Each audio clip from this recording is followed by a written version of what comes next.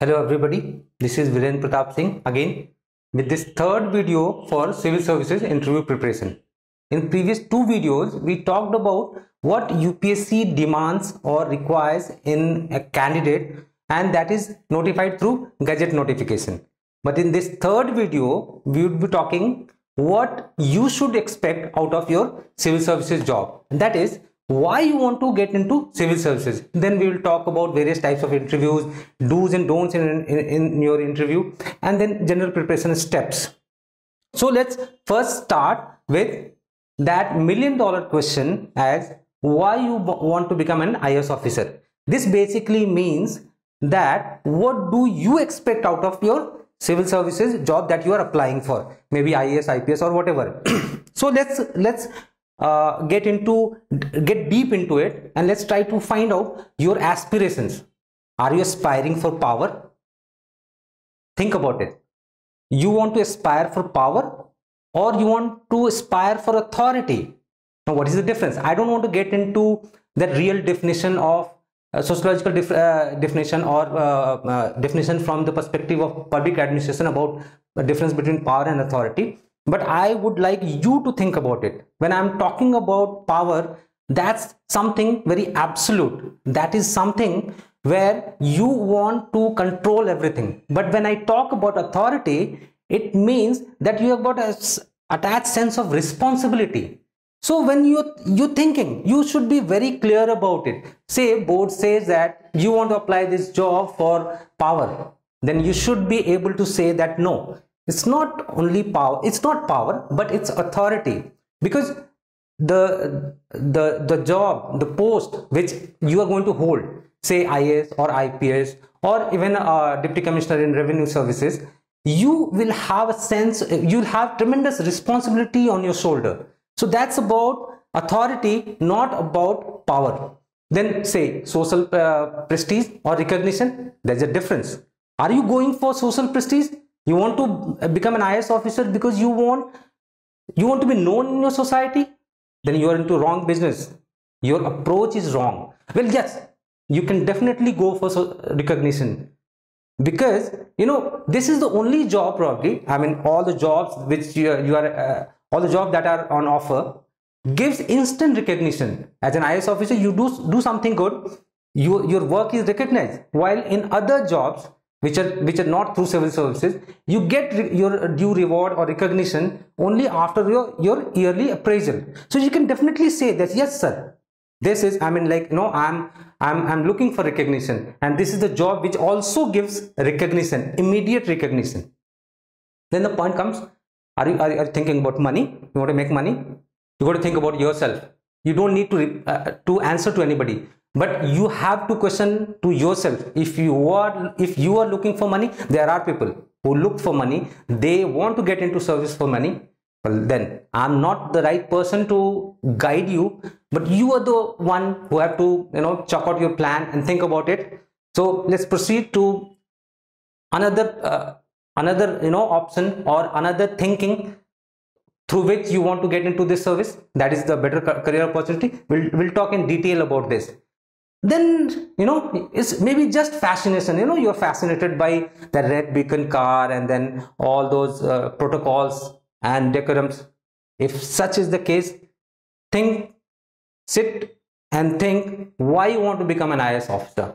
If you're thinking that glamour attached with the job is the only thing that that is there, so that's the one-way thinking, because this post holds a tremendous responsibility. You are supposed to execute many projects. You are supposed to take decision about many things. So if it is just fascination, make your mind clear, think about it, and make yourself ready. Now that you have come to the stage where you are going to appear for interview in next 1 month, you make up your mind, think about it, and prepare accordingly. Now let's talk about that point, exposure for better career. What could be the reason? What else could be there? So let's talk one by one. Why you want to become an IAS officer? Maybe you want for you want to go for this job for multidimensional growth of your personality. You are earning well. in your job, or in case you're not in job, then also you want to join this job for your personal growth. There are people who want to join this job for their growth because they feel that they can unleash their potential by joining this job, because this job gives so many opportunities. You are holding a chair which will be taking decisions with respect to health, sanitation, with respect to development of that area, electricity, water, highways, lot many things. And you think that you have got potential to take, I mean, you have varied interest and you want to take, you feel excited about taking decisions in different areas. You love challenges, and that's why you want this job. So that first point is for you. Then there can be, another thought process where you want to get into this job because it gives different job opportunities, different perspective about your career. You become, today you are district magistrate, tomorrow you become a CEO of industrial authority of that one particular region. Maybe next year you become deputy secretary or secretary in health ministry. So you're taking decisions and your career is quite diverse. You are facing challenges of different kind throughout your career. So that way, professionally, you are getting enriched. And then there are people who say that they want to join this service because they want to serve their motherland. They don't want others to face adversaries that they had faced during their time.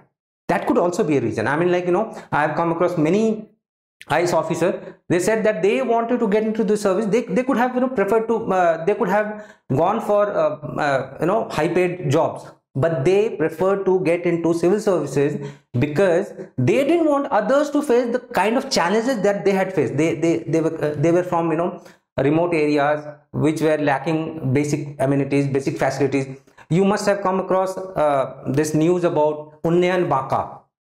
The district magistrate of that district, Baka of Jharkhand, did tremendous job in the area of education, and his motivation was his own adversaries that he had faced. So that also may be the reason. And then you can you can say that you want to become an IAS officer or IPS officer or IFS officer because that suits your personality trait, that suits your vigor or something that is in you. But then for that you have to be very clear what are distinct personality trait that you have and what are the requirements of that particular post or the service that you are eyeing for. If you're saying that you want to become an IFS officer, then how the job of IFS officer is fascinating for you in terms of the challenges that it throws.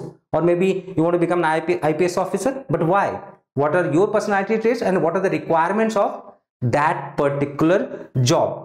So that when you are thinking about this question as why you want to become an IAS officer, you have to communicate about yourself vis-a-vis what do you expect out of this job. They definitely would like to know about you, because again I would like to draw your attention to the interview methodology, which says that it is that purposive conversation. So they have got a purpose to know the best suited candidate. So that you have to be very sure about yourself and accordingly try to find out why you want to become an IAS officer. Now I've been getting lots of queries about especially from doctors, engineers, that what should they say. They feel quite uncomfortable about it. I've not given any answer, or I don't intend to give any model answer for engineers and doctors, or per se for anybody. I can definitely guide you all. I mean, individual question can be entertained, provided you give me your perspective, your answer, and then I can maybe direct you to polish your answer. For example purpose, I have given one model answer. I mean, I've just tried to make you think in that line, and that is for candidate from medicine profession. A doctor asked me, sir, I was asked this question in my last interview, and I was stuck. I didn't know what to say. Why I want to become an IAS officer? After conversation, I just told him that, see, as a doctor, probably you would be able to serve maybe 100,000, 10,000 unique cases in your life. but just think about the kind of infrastructure problem or the kind of scarcity that we are facing in this field, in medicine. We do lack quality doctors. We are lacking in terms of medical facility, infrastructure. As an IAS officer, doctors are very much required here. As an IAS officer, you can very well, since you are known, you know the lacuna, you know the requirement, and you would be knowing the infrastructure available with you at your hand. So you would be able to actually channelize right resources at the right time and at the right place. You would be able to actually harness the maximum potential out of the infrastructure or doctors available with you. In fact, as a DM or as a district magistrate, or in fact as a police officer, you would be able to help the administration during natural calamity. So if we try to analyze the return on investment, I mean, like you are a doctor and it is perceived that investment on you from government would be lost if you become an IAS officer, but in fact you would be serving more, and the return on investment that is done on you would be more if you become an IAS officer and you could channelize and optimize the resources available in our country. So that could be one line of thinking. Engineers can very well approach me through Civils Daily. I can talk to them because engineers are into various fields. They are into their core field. They are into banking. They are into investment banking. They are into consultancy. So we need to understand why they want to become an IAS officer, and then we can think about in terms of their personality traits, their desire, their liking, and their dislikes. So we can talk about that in detail one-to-one. Now, I would like to put a caution word here. I have seen candidates who have been, giving quite complicated answer. Let me tell you one thing in a clear word, that those who would be interviewing you would have experienced not less than 35-37 years, even more than that.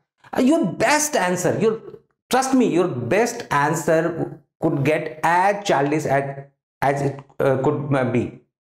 So never try to think that you can camouflage, you can somehow hide your true intentions. Say whatever you are and put forward your clear intention. So don't try to hide whatever you are.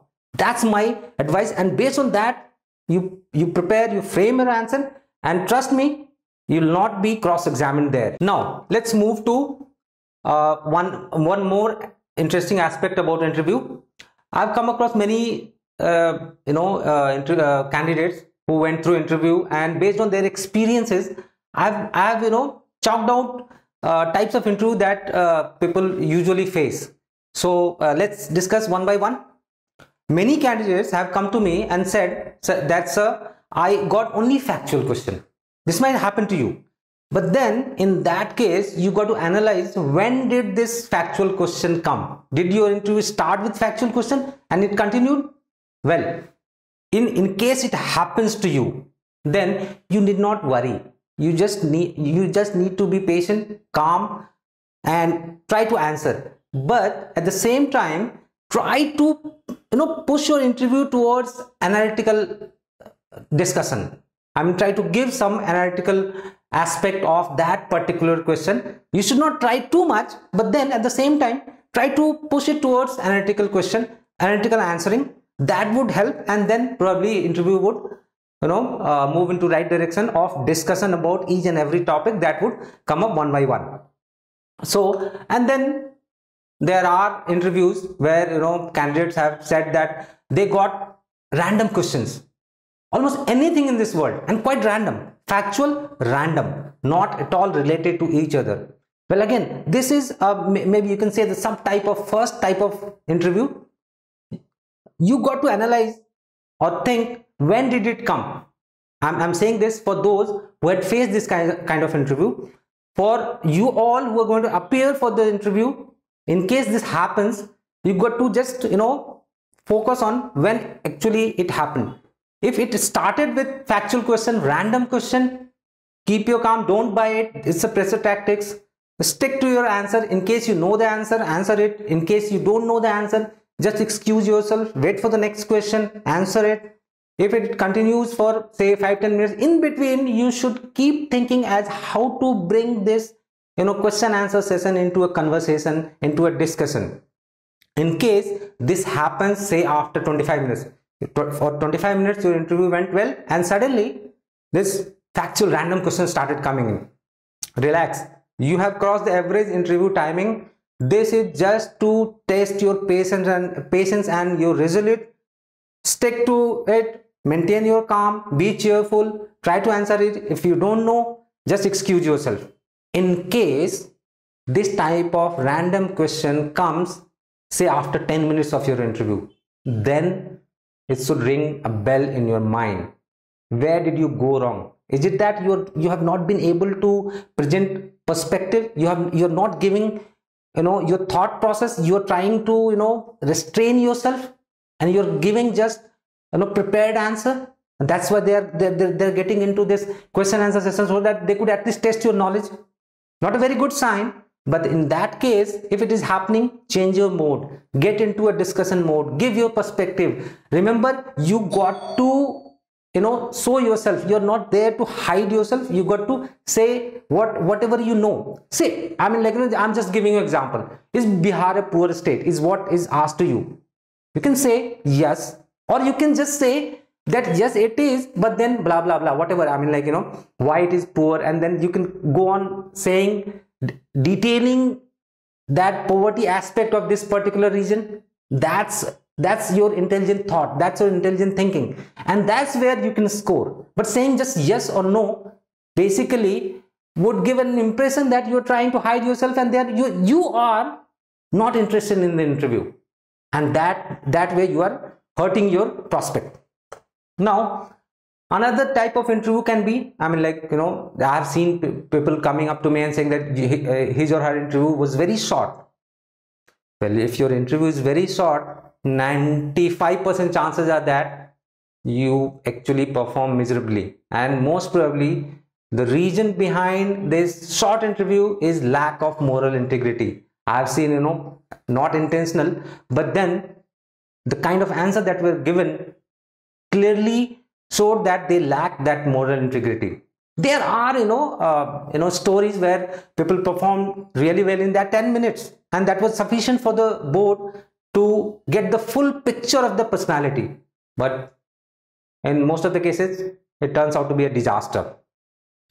Now there could be another type of interview where you will find that your board member or the board chairman was hostile. Just relax, keep your calm, look little nervous but cheerful. Nervous because they are hostile. You can't be really energetic and you are very cheerful. No, you maintain your calm, look little nervous, and just try to answer. Try to get into discussion mode. This is the pressure tactics. Most probably you got a really outstanding biodata, and they want to test your personality, because outstanding personalities should be tested for some other weaknesses, and they are trying to test maybe your patience. So just remain calm and try to answer whatever you know. Try to give your perspective. Then there could be interview where you will find that your board member or the chairman was not interested. They are dull. They are asking questions, but then they're making a face as if they are not interested in you. They're not interested in conversation. Then try to make your conversation interesting. Give answer which is intriguing, but don't make it controversial. In case just to draw their attention, in case you're trying to make it controversial, you should have a logic. You should be able to give a logical explanation to it. You would be, in case of this kind of situation where board members or the chairman is not interested, they're not showing very interesting face. In that case, you got to try to draw their attention. But in that situation, you should not get into a controversial answer giving mode. Give intriguing answer so that they get into discussion mode. Now there could be another type of interview where actually the board member or the chairman would ask a question to you, and they would start discussing with their or get into discussion or conversation with other board member. So they are not looking at you. They ask a question, and then they would start reading newspaper or some novel or some books lying there, or into discussion with fellow board member. In that situation, what exactly would you do? Well, in that case, take a pause, see what they do, because after all, you got to answer to the person who has asked the question and he's not looking at you. Take a pause, keep looking at him. In case the member says that, why did you stop? Just continue. In that situation, just take a look, take a quick glance at other board members. Try to find if somebody is looking at you. If somebody is looking at you, start giving answer to that particular person. Be cheerful, be calm, just start giving answer. In between, try to take a quick glance at the person who had asked this question. If he is looking at you, try to finish the answer with the person who had asked the question. That way, after all, you can make it engaging, and you don't get nervous about it. Now there is another very prominent type of interview where mostly students were ridiculed about their hobby. They would say that, what is this hobby? Does it qualify to be called as hobby? Especially it happens when you write that you play cricket and that's your hobby. You might get ridiculed. Well, in that case, try to make it look witty.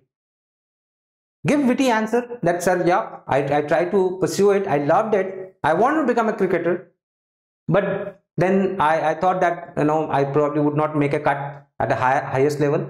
But then I pursued it because I genuinely love it. Try to make it, quite interesting one. Most probably you will get some subsidiary question, and so that they could test your interest in that hobby that you have pursued. But stick to the hobby. Don't try to feel dejected. Stick to it. Try to defend whatever is written by you or whatever you are. Then there are candidates who have who have come to me and said that they were asked question. They said that, sorry sir, I don't know. But then board members continued with that particular topic. They kept on asking subsidiary question or complementary questions. And that poor fellow, the candidate, kept saying, sorry sir, I don't know, or sorry ma'am, I don't know. But the questions kept coming in from that very topic. So what exactly would you do if that happens to you? See, if that thing happens, well, since you don't know the answer, you'll have to excuse yourself and say, sorry sir or sorry ma'am, I don't know. But in the meantime, you should keep thinking as what could be, because they would be dropping hint. Most probably they would give some hint to get answer out of you. If that is happening, that means that topic is of some importance and they want to get your perspective so that they could get idea of some of the other personality trait of yours. So you should keep looking for hint, or if needed, you can excuse yourself, but at the same time, you can say that maybe this topic is of great importance, but I am not aware of it. If you get a hint, try to attempt the answer. If you don't know, just excuse yourself. You just can't help it. You don't know, you just don't know. You can't help it. But keep your morale high. Don't get dejected that you are unable to answer many questions. That is just one part, and that would hamper just for that particular trait that they are looking for. Now, one interesting thing, and this type of question if comes, because that had happened to me. What if board member says that we don't think that you make a good candidate? Or, this had happened to me. I was told by board chairman that, sorry, we don't think that you make a good candidate. Or similar question, that what's your feedback about the interview? If board member or the board chairman asks you about your feedback about the interview, or if they say that, what do you think? How did your interview go? All these questions are intended to know about your thought process. Don't feel dejected if they say that you don't make a good candidate. What I had said is written here, and you can read out. This is not a model answer. This is what I had said. Don't make it too long. Don't make it bookish. It should impromptu. It should give you genuine, thought. What I said that, sir, I mean, like, I got this opportunity to talk to such an eminent personalities here. This is a lifetime opportunity, and this has happened for the first time in my life, where it's not me who's initiating conversation, but it's such a great, it's an honor that such great personalities are interested in knowing about me.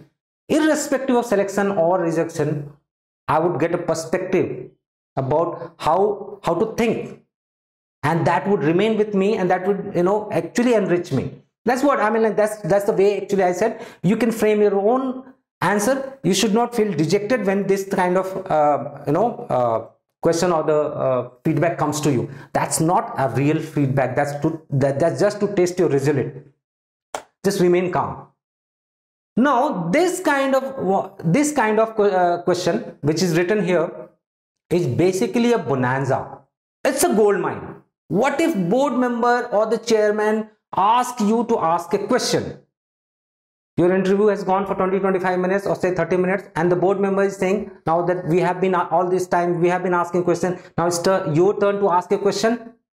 Well, it's a gold mine.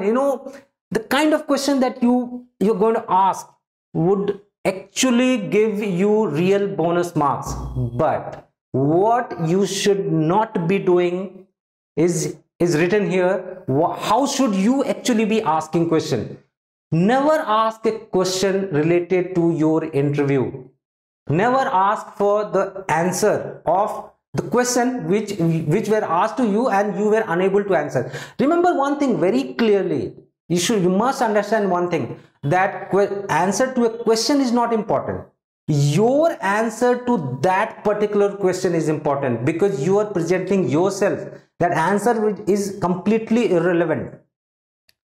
Plus, never ask about your interview. How did your interview go? Never try to take your take feedback about your performance in the interview. That anyway you would get once result is out, and because that's why they are there. They are going to give you feedback, and that you would get after result is out. Never ask that kind of silly questions. Now, what should you be asking? You should ask question in which you actually could participate in answer giving process. You have asked a question. Your question should not have an answer in yes or no, or agree or disagree. No, there should definitely be a conversation, and the best question is the one in which you actually could participate in answer framing process, answer giving process. One more important point here, that whenever you are going for interview, prepare a question. But not only a question, you should also prepare its answer. Never ask a question whose answer you are not sure of, because that's a golden rule, that for any job, that's not for civil services, that's for any job, that you would never be hired for raising questions. You would be hired for solving problems. So when you are asking a problem, you should better be prepared with the solution or the answer. So ask a question whose answer is well prepared with you, so that when in case they ask, most probably they would, the moment you would ask a question, they would say, okay, what's your view, what's your answer to this? You should be able to give a well thought answer, and that's the gold mine, because your thought process would be very clear there, without because you are the one who has prepared the question and you are the one who is giving the answer. That's the gold mine. That's the way it should happen. When never ask question related to politics. I've seen candidates who have got this habit of asking question about politics. Remember, you are appearing for the post of civil service administrator. You are not you are not there for post in a political party. But at the same time, don't get don't take it in a different way. There was a candidate who was asked that what if you were the advisor of CM of Delhi, and what would you advise for energy crisis, I mean electricity crisis in Delhi? He excused himself. But then as an administrator, I mean like as an IAS officer, you can very well be there as advisor. This is not a political question. This is a question to aspiring civil servant. You should be able to answer this. Direct political question should be excused. I mean, you should excuse yourself. saying that sorry sir, I'm not aware about it, and maybe you can very well say that that's your personal premise, and you would like to excuse yourself from that particular question. You should, as I said, your question should not have answer in yes or no. You should have a question which actually could generate curiosity, which could generate discussion, and that kind of question where there is a discussion, you got a real bonanza. Now, in case you ask a question and they ask you to give your opinion or your answer, you should not have a prejudice, you should not have a bias against any religion or society or culture or gender. But in case you want to have a bias, you should have a positive bias. Say, in case you are asking questions related to reservation for women in parliament or in job, you should have a positive bias. How? That you have to think. Now we come to the third part, general preparation of interview. We all this in this video, or in fact in past 2 videos, we have been talking about what UPSC desires, how should you actually be. Now the first point is know yourself. That I have been telling you time and again. When I'm saying that you should be able to present your perspective, this basically means you should know yourself. What is you? There's nothing called right or wrong personality. So that means whatever you are, you should be well aware of your strengths, your weaknesses, and what are your desires in life. What are your aspirations? Your aspiration in terms of your career. You should be very sure about it. Most of the time, we are what is in vogue in society, and just get out of this. Be what you are. That is the most important point. Now, go through the second video that I had prepared. Read your DAF well, prepare it, because I have given cues, methods as how to interpret the various the parameters that is listed in your DAF. Go through it, prepare well. The third point is develop a positive attitude. There have been candidates. I have come across a candidate who scored really bad in his first interview. He came to me. The way I could interpret, his interview went really well, but he didn't score well. You should not feel dejected. You should not try to find fault in you. Remember one golden point, that see, you achieved whatever you have achieved in your life because of those personality traits that you have. So how can those set of traits that you have are not good? So definitely those traits are going to give you success in your life. So never ever feel dejected. Always have a positive attitude towards life, towards this interview. Go with a positive attitude, and just remember that they are there for very good conversation. Go for the conversation. Improve your communication skill. Whether you are appearing for interview in English or Hindi, whatever language that you are appearing for, you should be able to communicate what you think. You should be able to tell them what you are. You should be able to initiate conversation. You should be able to participate in the conversation. If you're weak at your communication, you would be losing marks, because if you are unable to express yourself, how exactly would they be able to give you marks? So read newspapers, watch serials, watch different type of English news if you are appearing with English medium, or if you are appearing in Hindi medium. Improve upon your communication skill. Don't stop reading newspapers. You should be reading newspapers till the day of interview. In fact, the most important newspaper probably would be on the day of the interview. First thing that you should be doing, you should take a quick glance of the interview of the newspaper of that particular day. You can take any newspaper. You can say that you read Times of India. You can say you read Indian Express or Hindu, whatever newspaper that you have been reading all throughout your preparation. You should stick to that. Read it. Read well. Take a quick look at the important news of that day about that particular place. Like New Delhi, or about your state or region. You should be aware about it. Then keep a tab on the news that or the news or the event that is happening related to your optional subject. I mean, you have given your mains, but in case something very interesting has happened in recent past related to the topic which is covered under your optional subject, you should be aware about it. Then know your district, your state. I've talked a lot about this in my previous video, but let me again read out what all you should be covering. I'm like I've listed down all these things like economy, political and social system, heritage, culture, special contribution towards nation buildings, speciality, strength and weaknesses, women empowerment status, agriculture, poverty, education, sanitation, basically everything, every damn thing on this earth you should be knowing about your district, your state, because you would be the statesman, you would be the spokesperson of your region, your locality, your state. So you should well prepare about it. Then don't sway by rumors. Every year this comes up that this particular board is tough, that particular board is lenient, that particular board doesn't listen, this particular board goes for long interview.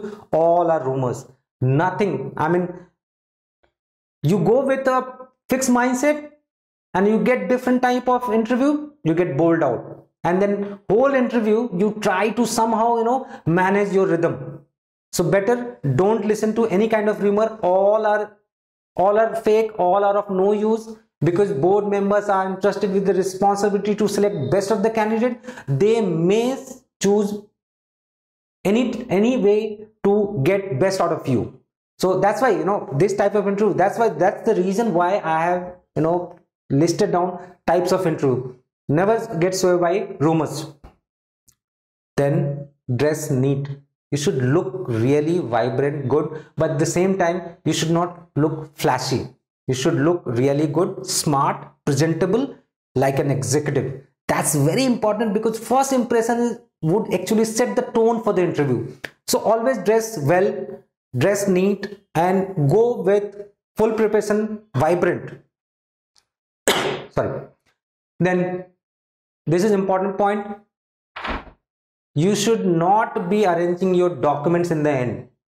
Rather, whatever is required, what all documents are needed, you put it in the bag, or take a help of your friend, recheck those documents and put it in the bag beforehand.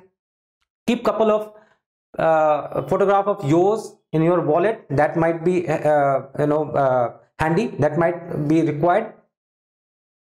At the same time, I've got a couple of articles that would actually help you. You should have a lip guard, you should have a hanky, you should have comb, pen with you. Although they probably would ask to submit your pen, comb, but that is needed. I mean, like, you should look good before interview.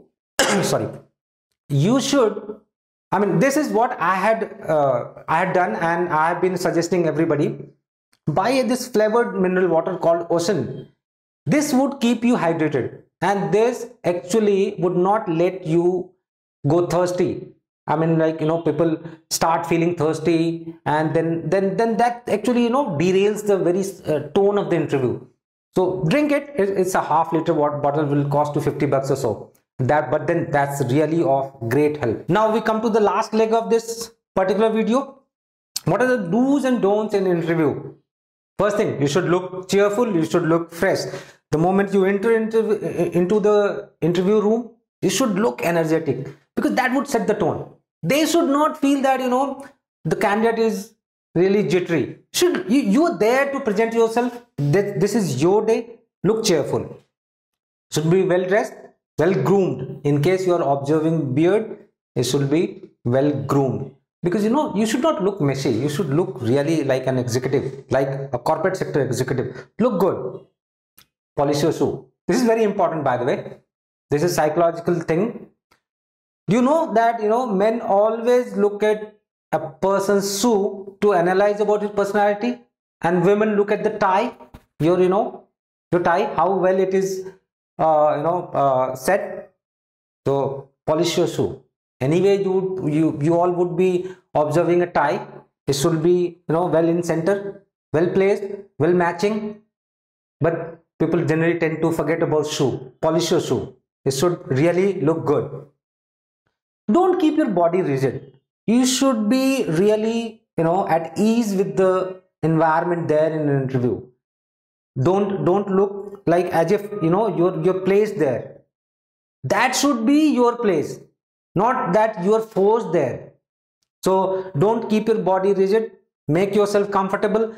Occupy the chair. Don't point finger at board members. You can move your hand, but you should not be pointing fingers at board members. That's a bad manner, and it gives a really wrong feedback about your personality. But you can very well move your hand.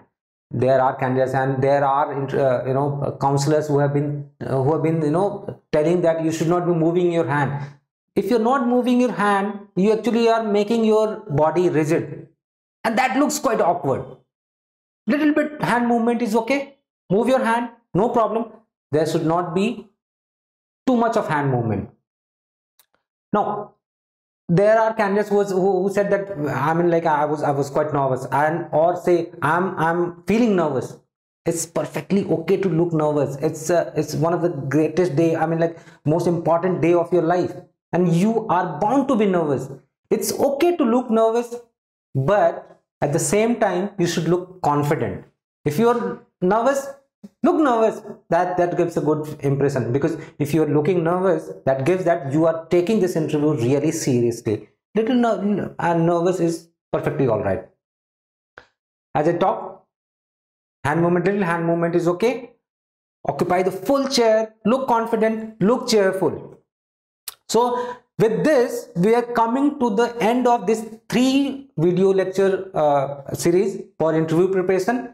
I have been talking about what UPSC demands. In this particular video, I talked about what you should expect from the job and what should be your clarity about this particular job, and then steps of interview. Now, in next video or the coming video, we would be talking about questions that you have in your mind. Throw us questions, but remember one thing: when you are sending questions to us through Civils Daily, always give your answer also. We would not be feeding you with answers. We would not be trying to present a model answer. Rather, you should be giving an answer. We would just try to mend your ways, try to align with your personality traits and a thought process. So here with this video, I wish you all luck for your interview. Prepare well. Thank you. Subscribe to our YouTube channel and press the bell icon on the YouTube app and never miss another update from Civils Daily.